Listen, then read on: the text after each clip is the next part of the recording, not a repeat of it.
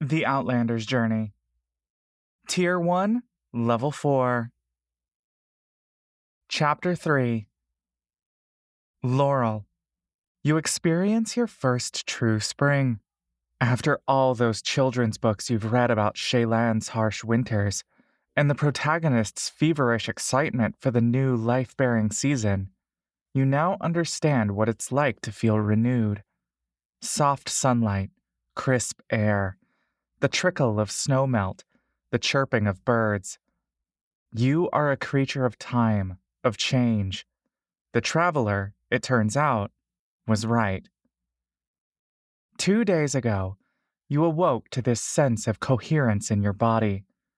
During the winter, under thick, heavy coats, you grew out your breasts, if only a little bit, just to give yourself some amount of grounding.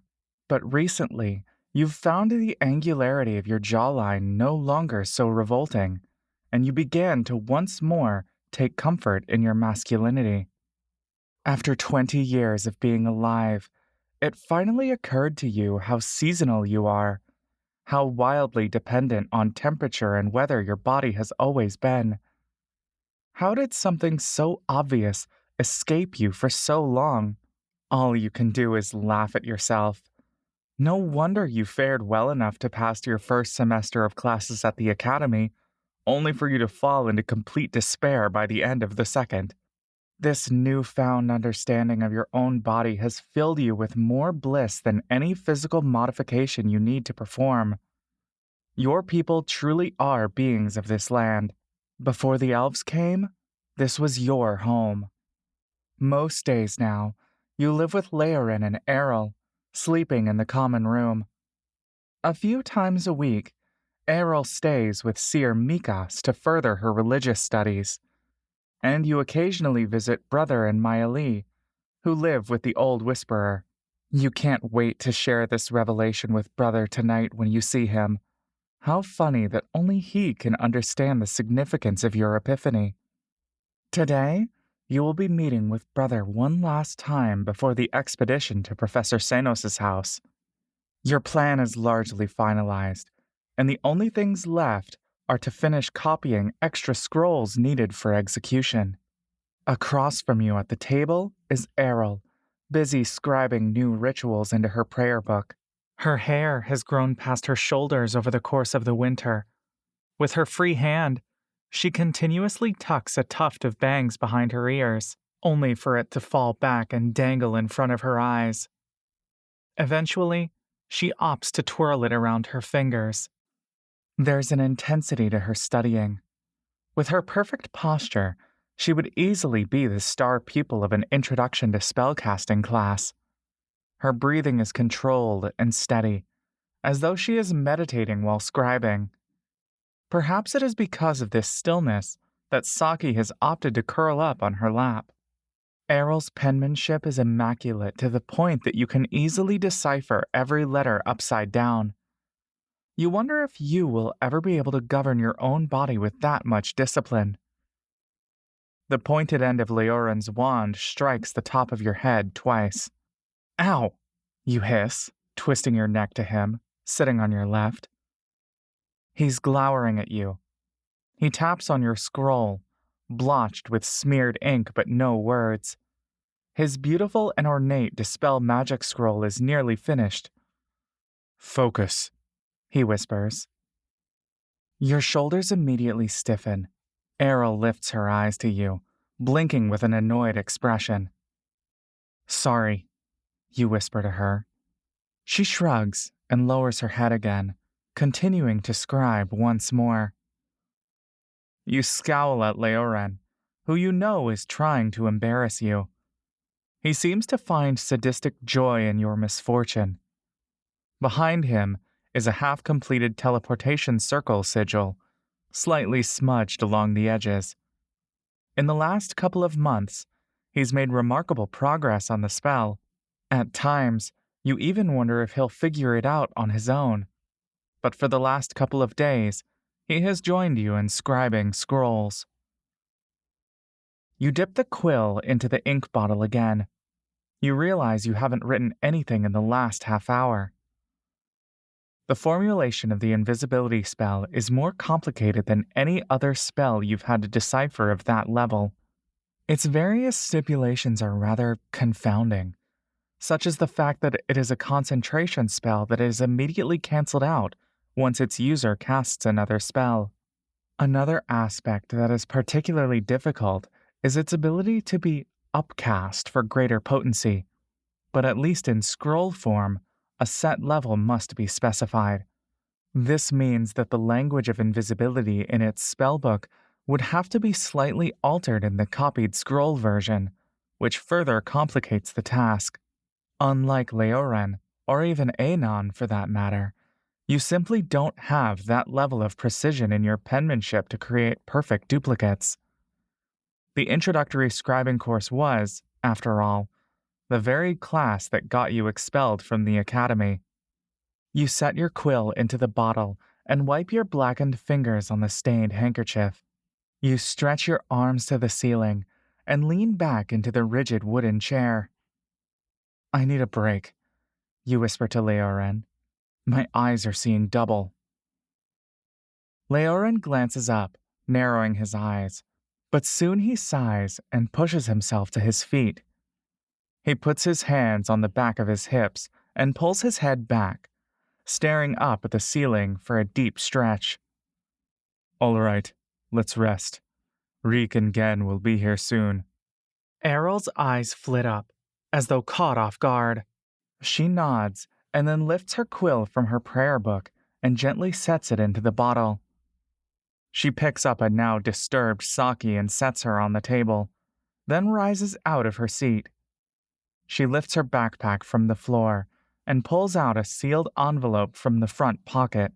Saki meows sleepily before stretching and hopping onto your shoulder, which you know is no longer her favorite spot to rest. Her tail curls around your neck, and you realize she is now the traveler, carefully observing you.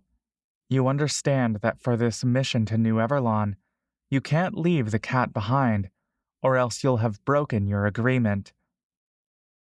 Meanwhile, Leoren slips on his sunglasses and cracks open the back door.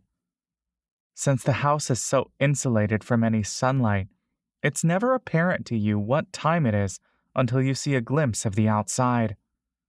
Bright white light floods in as Leoren grabs food from the storage crates, likely more beetroot-cured cod and aged bison cheese from the furbolgs, maybe some cranberry jam if there's any left.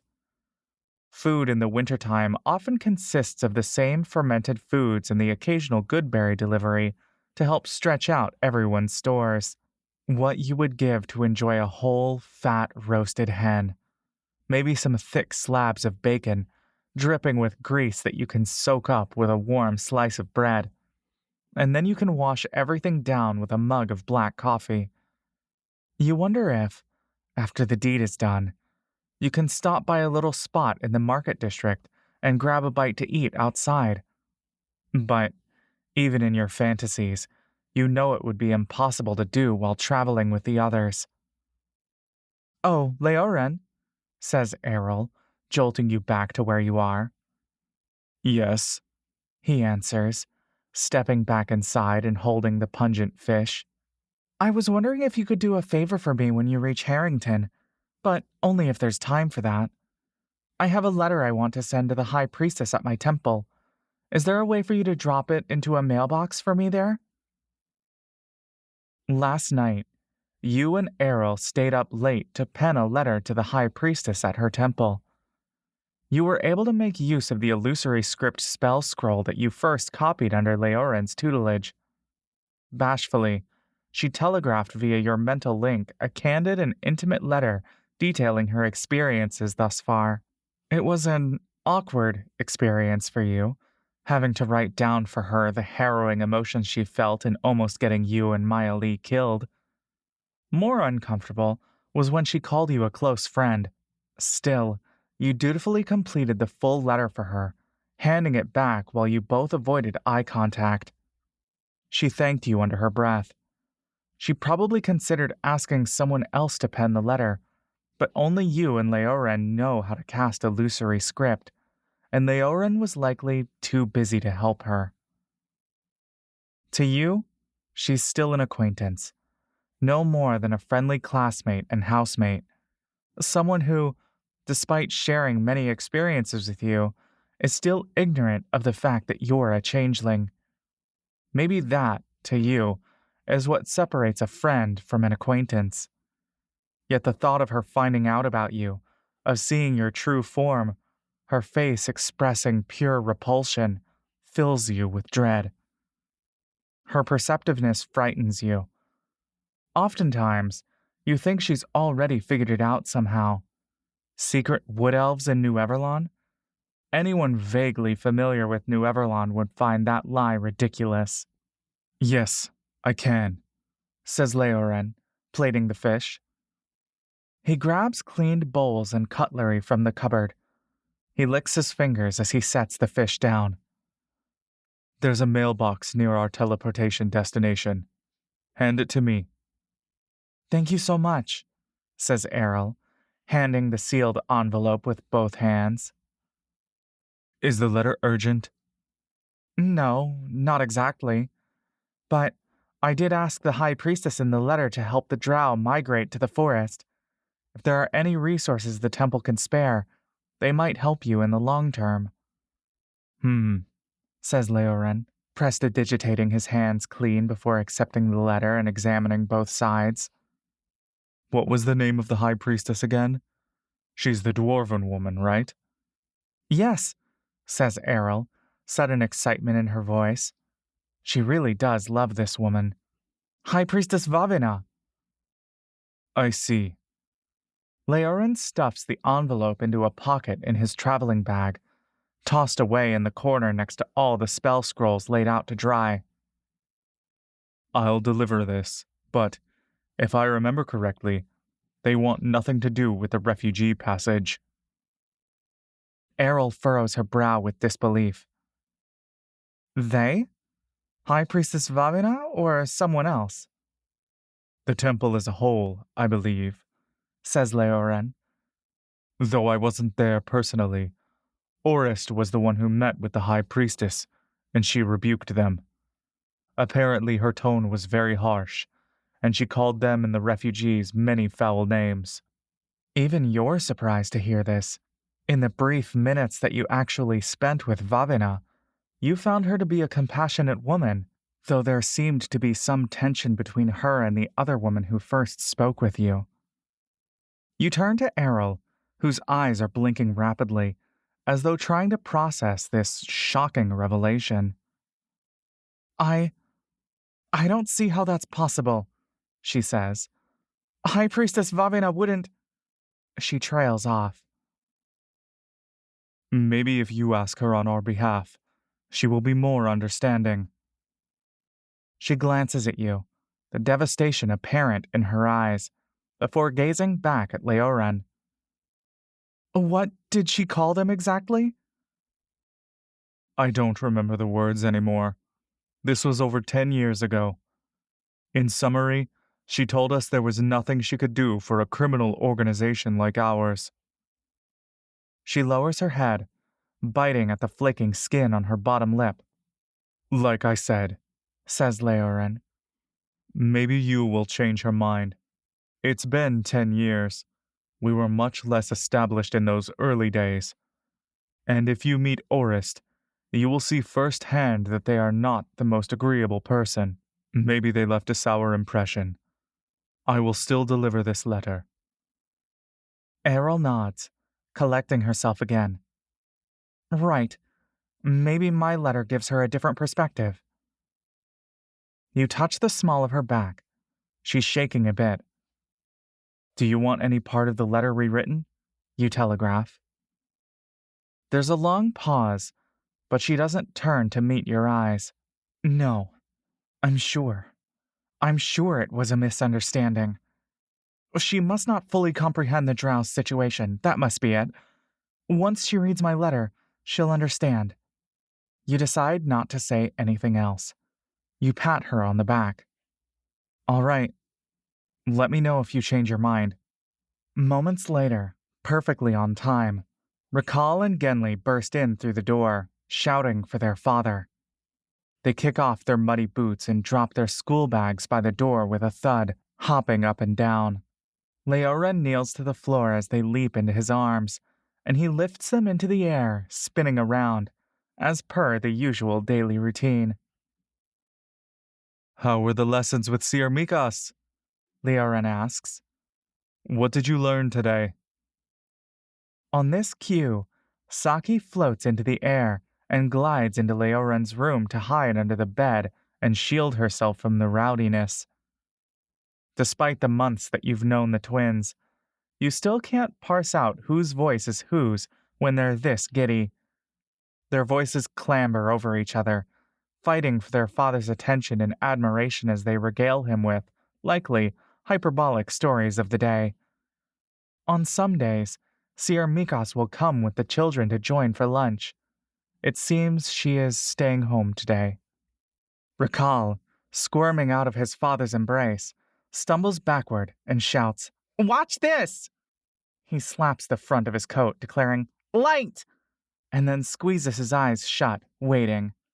Nothing happens. "You need moss, stupid," says Genli, flicking her pigtails. "Oh, I knew that." "So you learned the light spell today," you say, bending over to Rakal. You ruffle his hair as he waves away your hand in annoyance. "I could do it if Daddy lets me use his wand," says Genli. She struts to the table and plops herself down next to Errol. "So can I," cries Rakal, whistling through his missing front tooth. He rushes past you to catch up with his sister, sitting on Errol's other side. He smiles brightly at her. You find it charming that, in spite of Errol's shy demeanor, all of the children, including Maya Lee, seem to take an immediate liking to her. She coos and displays a genuine and natural interest in their theatricality as they show off all the somatic and verbal components of the cantrips they are learning.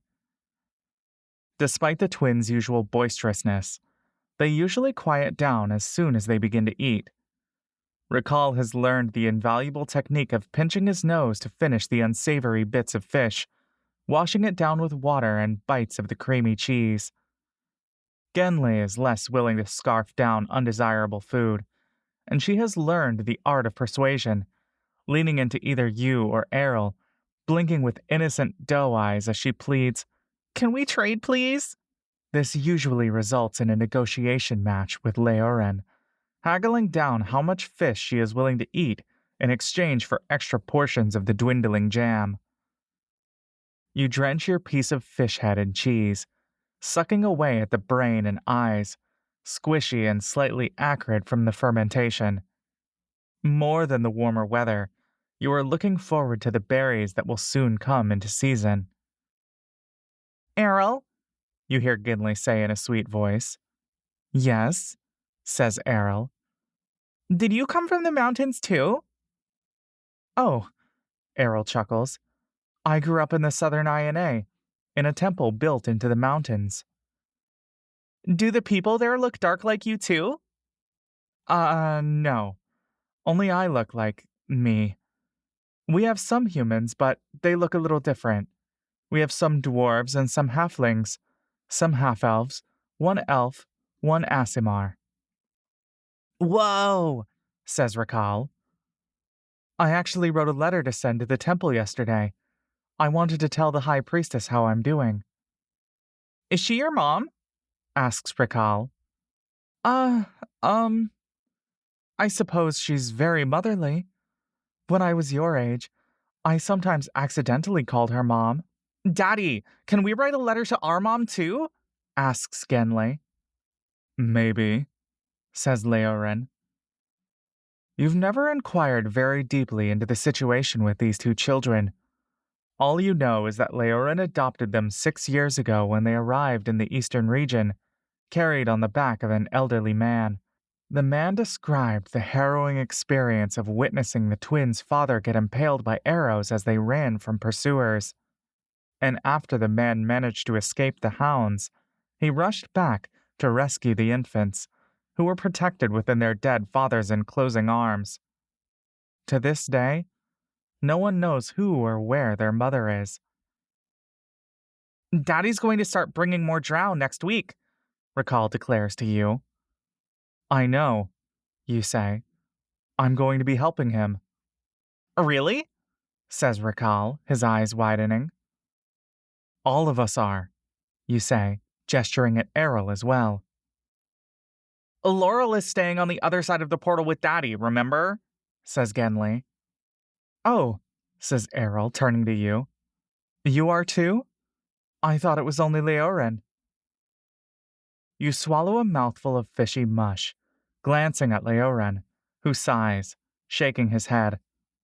Neither of you has told her about the plan to stay behind in Harrington. Daddy said you two are going to do an extra special mission, Genly continues, so we have to stay over at Seer Mikas for a few days. Genly, Leoren says sternly. Oh, says Genly, shrinking down in her already too tall seat. She puts her hands over her mouth and whispers, I forgot. What's going on? Says Errol. What's this special mission? Leoren sighs, rubbing his temple. It is as Genly said. Once we teleport the refugees back to you and Nero, Laurel and I will be traveling to New Everlon to purchase some extra supplies we will need this season. He is familiar with the nation, which is why I asked him to come along with me. That sounds risky for you, doesn't it? Leoren shakes his head. I have my disguises. Is there anything I can do to help? Asks Errol. I don't think they would take too kindly to me in New Everlon either, but at least I wouldn't be at risk of... She glances over at the twins, who are hanging on her every word. She clears her throat. You know what I mean. Leora nods. Yes, don't worry. I am quite capable. He smiles at Rakal and Genly and then bares his fangs at them, curling up his fingers into claws. The catchers will know better than to attack me. I will gobble them right up. The twins scream, jumping up and down in their seats. Rakal pipes up, saying, Daddy, you can rescue Mommy if you go. Leoren laughs, though you can sense the immediate discomfort on his face. Genly gazes up at Errol. When Mommy comes, she and Daddy will get married, and then we can finally have our own pet bison like Shepherd does. Oh, you say. Why is that? Only married people can have pets. I see, you say, peering at Leoren. You can't help but smirk at him. A bison in this house seems like a great idea. Yes, says Leoren. I'm sure Laurel will love to help us take care of it. One day, I'll learn how to talk to animals, says Rakal.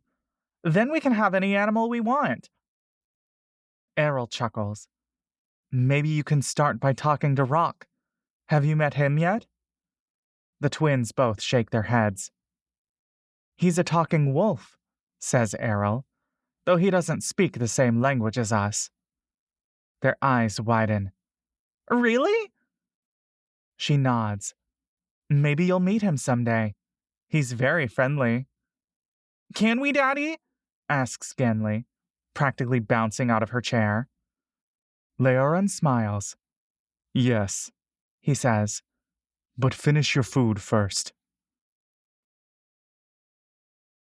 For the rest of the day, after the children leave for afternoon lessons, you struggle under Leoren's patient guidance to cast Dispel magic on your own without a scroll.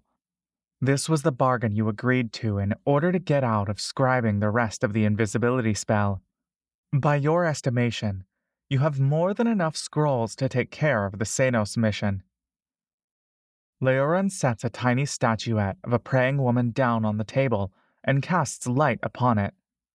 And for hours, you stand before it, focusing all of your attention on extinguishing that light to no avail. You picture the image of releasing this spell, imposing your will, adjusting your voice and posture over and over.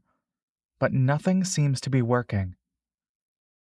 You are letting your frustration get in the way of your intention, says Leoren. I know, you say, growing more impatient. Meanwhile, right beside the statuette, Emerald seems to be peacefully scribing yet another ritual spell into her prayer book.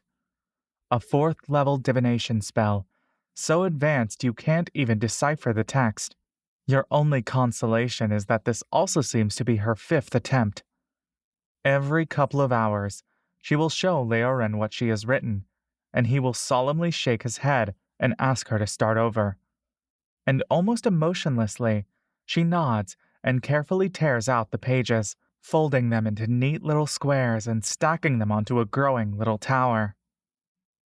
By late afternoon, you've nearly exhausted yourself. A day of learning, and you've made no progress. I can't do this, you say, slumping down onto the floor. You've managed to work yourself up to a sweat, and your calves are now cramped from the hours of standing in one position. It's all right, says Leoren, clapping his hands together twice and standing from his seat. Both of you are learning advanced spells beyond your current abilities. This is meant to be a challenge. It's not that advanced, you say, almost sulking. There is no use teaching you things that come easily, says Leoren.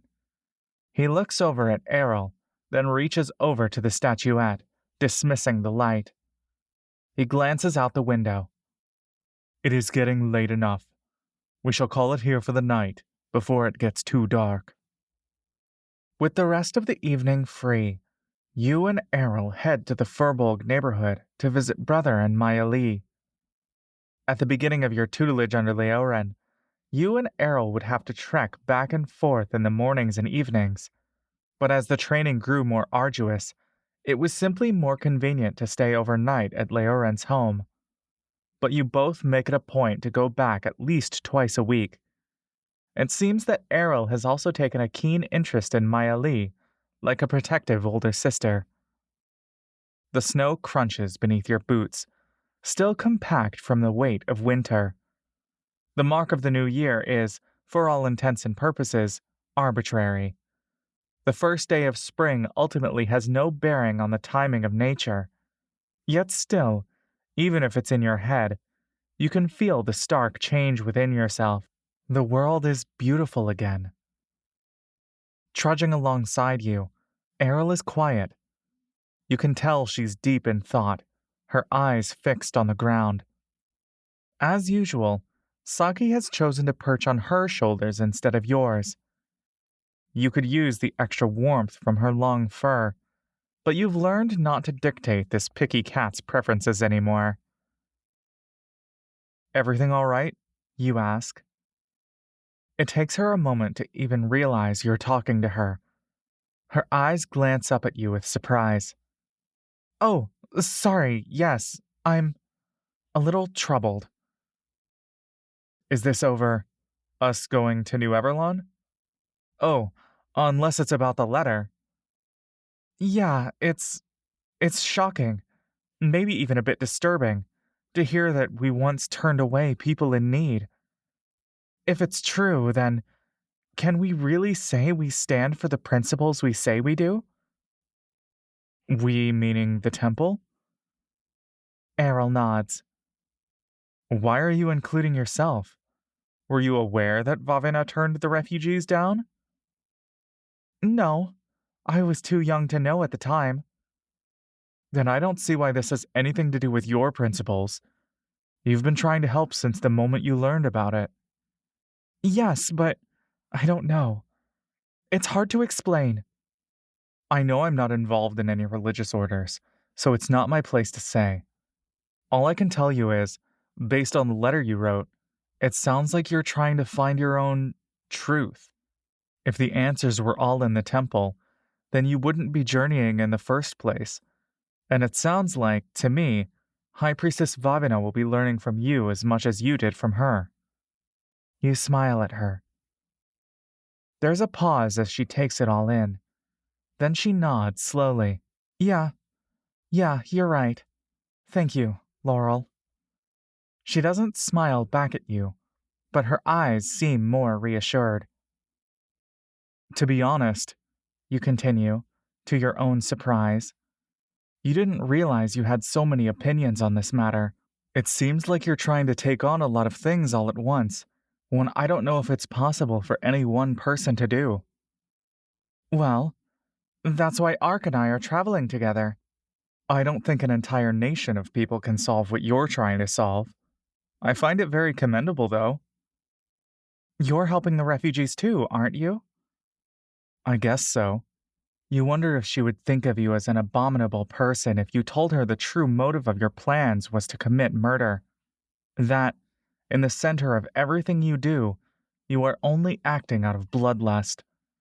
This righteous person, studying alongside you, so full of ambition, driven by the noblest of pursuits. What a horrible person she must think of you. Not that it matters. Once Ark and Reka return, the three of them will probably be off on their travels. You'll likely never see them again. And maybe you can leave her with the false impression that you're at least a decent person. For now, at least, you're excited to see Brother again, as well as Maya Lee. In the distance, the old Whisperer's longhouse comes into view, with torchlight inside dancing through the doorway curtain. Billowing smoke is rising from the top, wafting over the smoky aroma of, perhaps, stew? You look forward to a rare night of relaxation instead of burning the midnight oil pouring over spell sigils. As you approach the front entrance, however, you hear Maya Lee crying inside. You pull open the door and take a peek. "Hello?" you say. "We're home." "Laurel!" cries Maya Lee. Immediately, Saki takes off and glides beneath the closest bedstand. Maya Lee leaps up and rushes to you, and you can see the tears running down her cheeks. You realize Brother must have told her about your plans, though you hope he didn't spill everything. Across the room, he's rubbing his forehead, slouched over the edge of his bed. It must not have gone well.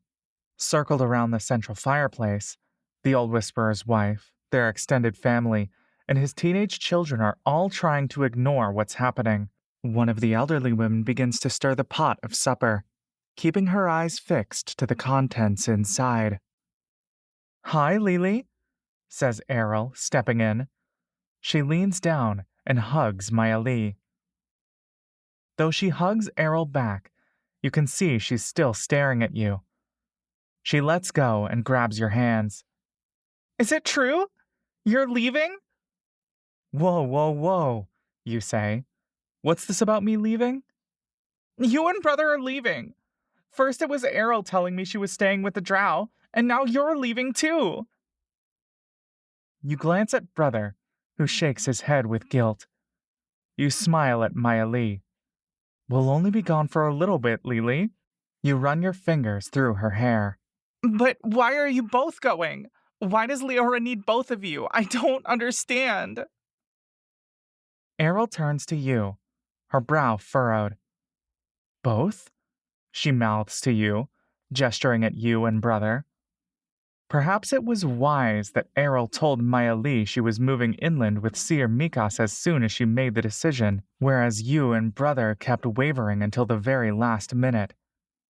Even when you try to think everything through, you come up short. "I'll explain later," you telegraph to Errol. "Come on, Lily," you say out loud, nudging her toward Brother. "Let's talk this out over here." The four of you sit on Brother and Maya Lee's beds. You take her hands, leaning forward, not breaking any eye contact. "It'll only be a few days. Leora needs me because I'm familiar with New Everlon, and we need to get some supplies." Maya Lee's eyes widen and her mouth drops. "New Everlon?" she cries. "Shit." "Brother told me Harrington. You both are lying." You put your hands up to try to comfort her. No, no. It's both Harrington and New Everlon, but not the same place where you came from. We're not going back there. "Why would you bring Brother back to New Everlon?" Maya Lee's voice is piercing. Well, Leorin needs brother because he's also technically lived in New Everlon. If nothing else, he can help us carry all the heavy materials we acquire. But he doesn't look anything like an elf, and I've been in New Everlon. If I go with you, I'll blend right in, at least. You shake your head.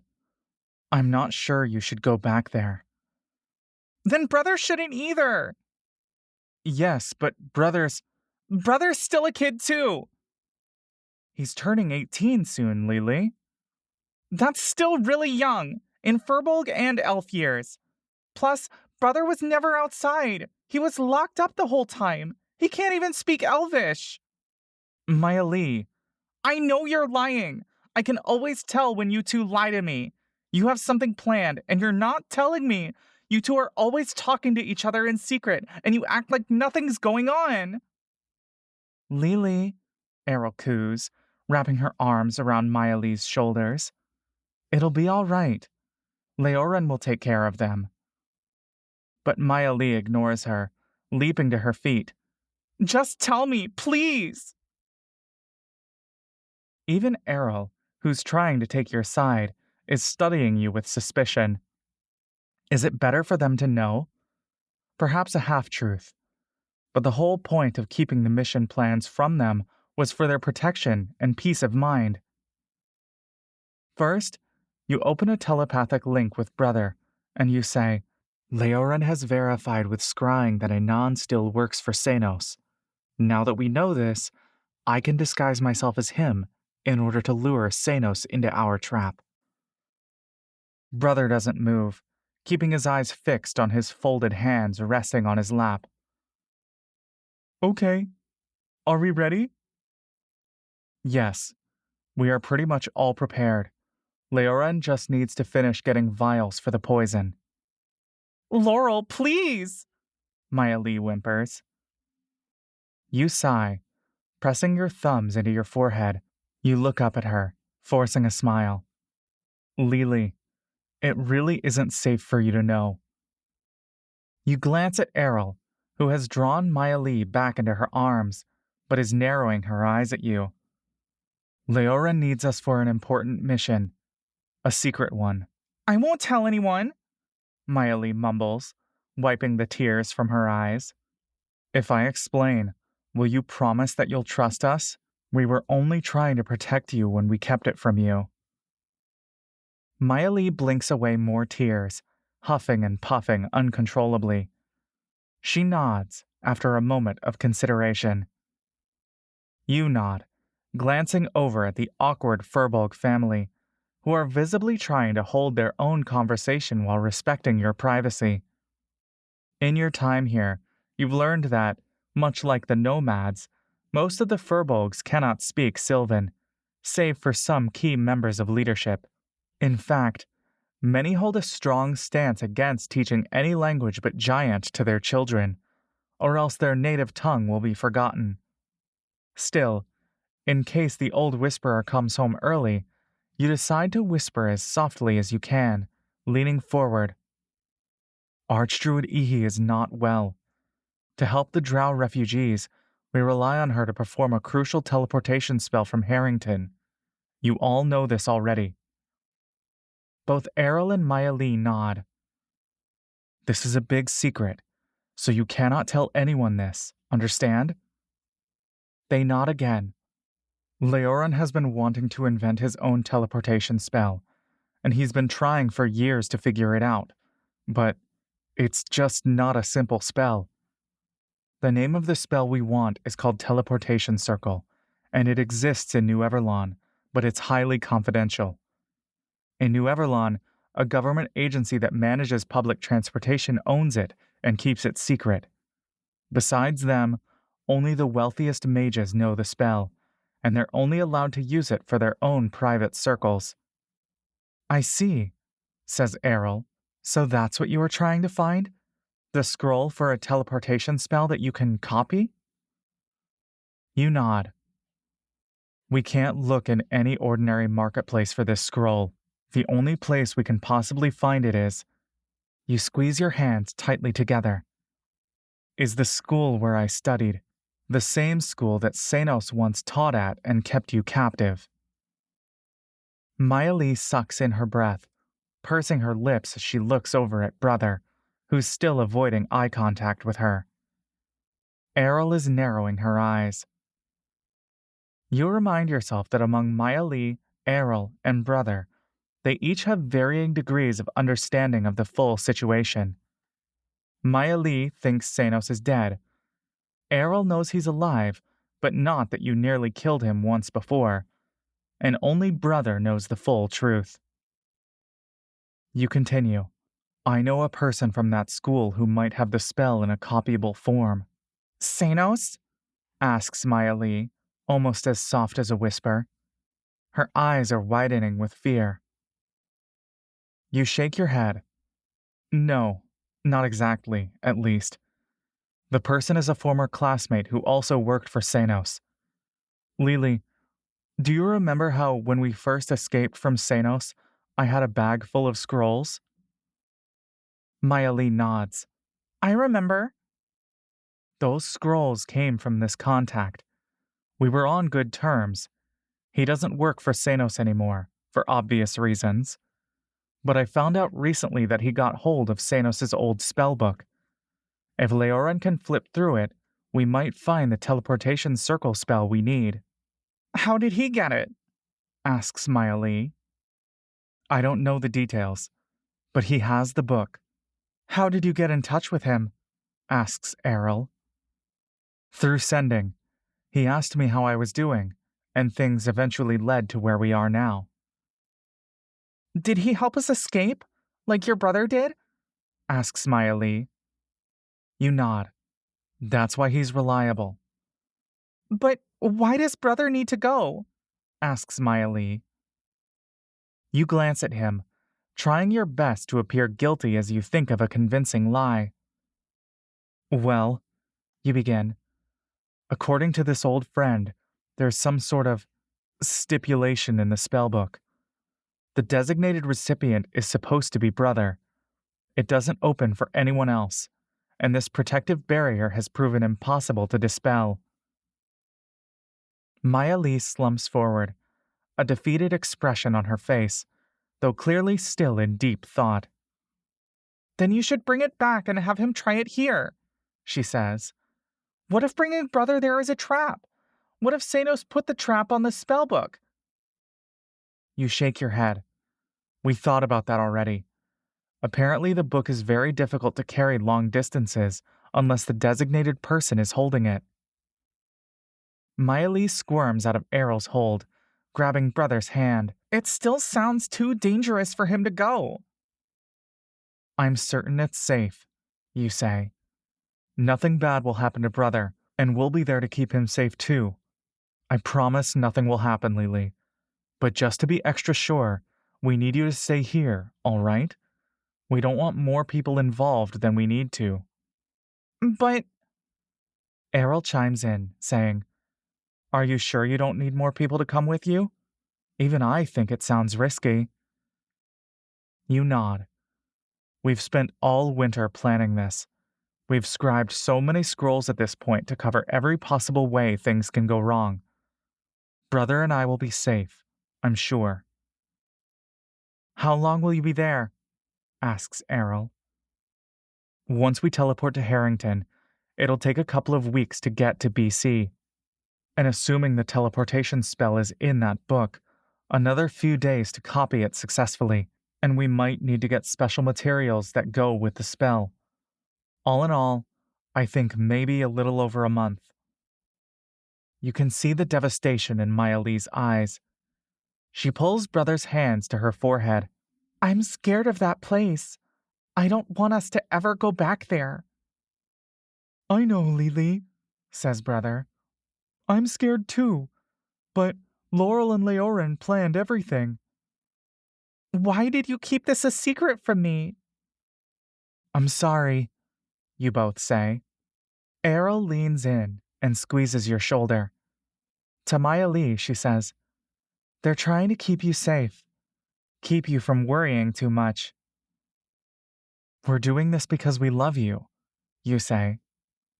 She wipes her tears, and then she runs into you for a hug, burying her wet face into your chest. Can Leorin cast sending on me every night? So I know? I'll tell him. You cradle her head into your arms. Don't worry, Lily. We've survived far worse things than this.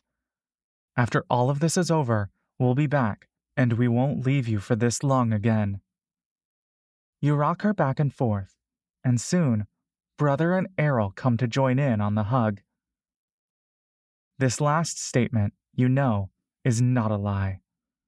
Once you come back, Maya Lee and Brother's worlds will finally be at peace, forever.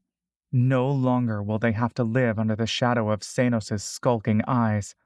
Everything you're willing to sacrifice will be worth it, for their sake. What you are doing is an unequivocal good,